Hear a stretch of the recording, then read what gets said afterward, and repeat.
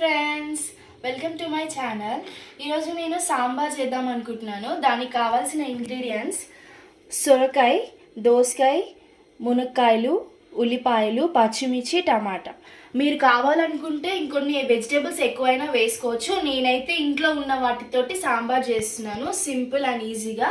ఓకేనా friends, first బౌల్లో oil వేసుకున్నాను. 3 పావుల నూనె తీసుకోండి. ఆయిల్ బాగా హీట్ అయింది. ఆవాలు, జీలకర్ర వేసుకుందాము.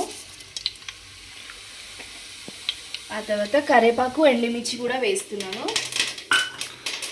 మంచిగా ఫ్రై చేసేసుకోండి. తాలింపు కొంచెం ఆయిల్ బాగా హీట్ అయినప్పుడే వేసుకోండి. తాలింపు కొంచెం మాడితే కూడా చాలా బాగుంటుంది. ఇందులో నేను ఉల్లిపాయ ముక్కలు వేస్తున్నాను. చూడండి, పచ్చిమిర్చి ఇలా ఒక్కొక్కటిగా వేసుకుంటూ స్లోగా ఫ్రై చేసుకోవాలి, అంటే స్లోగా మగ్గించుకోవాలి ఒక్కొక్కటి. ఓకే, ఇప్పుడు ఒక్కొక్కటిగా యాడ్ చేసేసుకుందాం. మునక్కాయ, సొరకాయ, దోసకాయ, టమాటా ఒక్కొక్కటిగా స్లోగా యాడ్ చేసేసుకోండి. టమాటా ముక్కలు, దోసకాయ వేస్తున్నాను, సొరకాయ, మునక్కాయ కూడా వేసుకొని ఒకసారి మంచిగా కలబెట్టుకోండి. చూసారు ఎంత కలర్ఫుల్గా ఉందో చూడడానికి. ఇప్పుడు వీటిని కొంచెం ఉడికించుకోవడానికి నేను సాల్ట్ యాడ్ చేస్తున్నాను.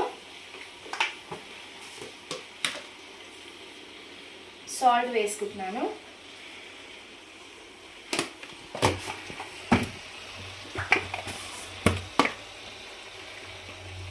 పసుపు కూడా వేస్తున్నాను, 1/2 స్పూన్.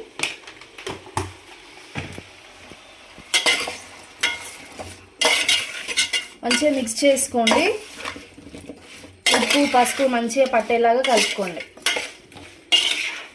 ఇప్పుడు ఈ వెజిటేబుల్స్ అన్నీ మీడియం ఫ్లేమ్లో ఒక 5 మినిట్స్ అలా మూత పెట్టి ఉడికించుకుందాము. వెజిటేబుల్స్ అన్నీ మొత్తం ఉడికేలాగా అయితే ఉడికించుకోకండి. ఒక 50 or 60% అలా ఉడికించుకోండి. మూత పెట్టేసి చూడండి, మంచిగా కుక్ అవుతున్నాయి కదా. స్లోగా ఇప్పుడే ఉడకడం స్టార్ట్ అవుతుంది. ఇప్పుడు మనం ఇందులో కారం వేసుకుందాము.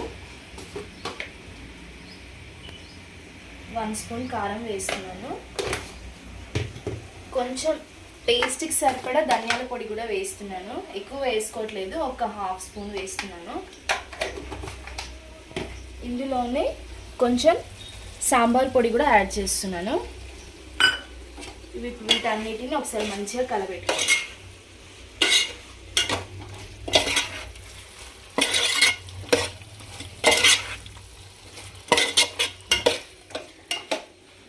నేను ముందే చింతపండు నానబెట్టుకున్నానండి సాంబార్కి.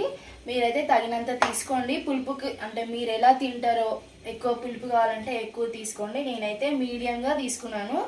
చూడండి, ఇప్పుడు కొంచెం మగ్గాక చింతపండు పులుసు వేసుకుందాం.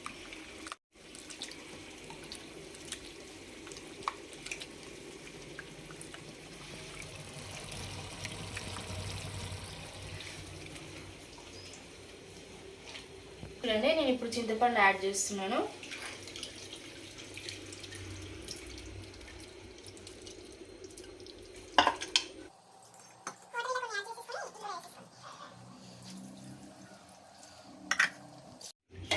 చింతపండు పులుసు వేసేసుకున్నాక తగినంత వాటర్ వేసుకొని ఇంకొక 10 మినిట్స్ అలా మంచిగా కుక్ చేసేసుకోండి. ఎందుకంటే మసాలాలు వేసాం కదా, సాంబార్ పౌడర్ ఇంకా అవన్నీ వేసాం కదా, కారము. సో అవన్నిటి కొంచెం ముక్కలకి పట్టేలాగా ఉడికించుకుందాం 5 నిమిషాలు. చూద్దాము. చూడండి, ముక్కలన్నీ మంచిగా ఉడుకుతున్నాయి కదా. ఇప్పుడు నేను ముందుగానే చిన్న సైజ్ 1 గ్లాస్ పప్పు ఉడికించుకున్నాను. చూడండి, కందిపప్పు.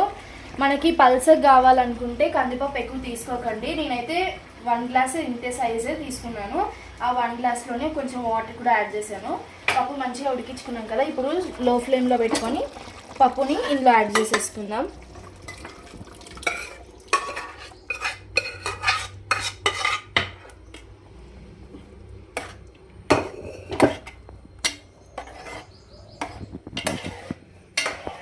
సాంబార్ సాంబార్ ఎప్పుడైనా పల్సగా ఉంటేనే చాలా బాగుంటుంది. అంటే మనకి థిక్గా ఉంటే అంత బాగోదు, పల్సగా ఉంటేనే తినేటప్పుడు చాలా టేస్టీగా అనిపిస్తుంది అనమాట. ఇప్పుడు నేను వాటర్ యాడ్ చేస్తున్నాను.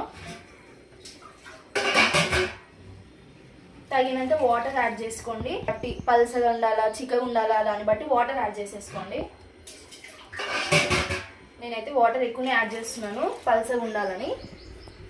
చూడండి ఇలా ఉండాలి మనకి, మరి తిక్కు కాకుండా కొంచెం పల్సగానే ఉండాలి.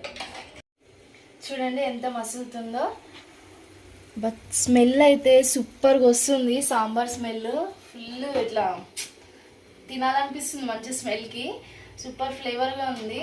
ఇప్పుడు చూద్దాము, ఇలా మసులుతుంది కదా, ముక్కలు మంచిగా ఉడికాయో లేదో చూద్దాం. చూడండి ఈ సొరకాయ ముక్కలన్నీ మంచిగా కుక్ అయిపోయిందండి. మనకి ఫైనల్గా సాంబార్ రెడీ అయిపోయింది. ఇప్పుడు ఫైనల్గా నేను కొత్తిమీర వేసుకుంటున్నాను. చూడండి అంతే అండి, చాలా సింపుల్గా అయిపోయింది కదా. మీరు కూడా తప్పకుండా ఇంట్లో ట్రై చేయండి. మీరు ఎలా చేస్తారో కూడా నాకు కామెంట్ బాక్స్లో చెప్పండి, ఎలా ఉందో కూడా చెప్పండి. ఓకేనా ఫ్రెండ్స్, మీకు నచ్చితే లైక్ చేయండి, సబ్స్క్రైబ్ చేసుకోండి, లైక్ చేయండి, షేర్ చేయండి. Thank you. బాయ్.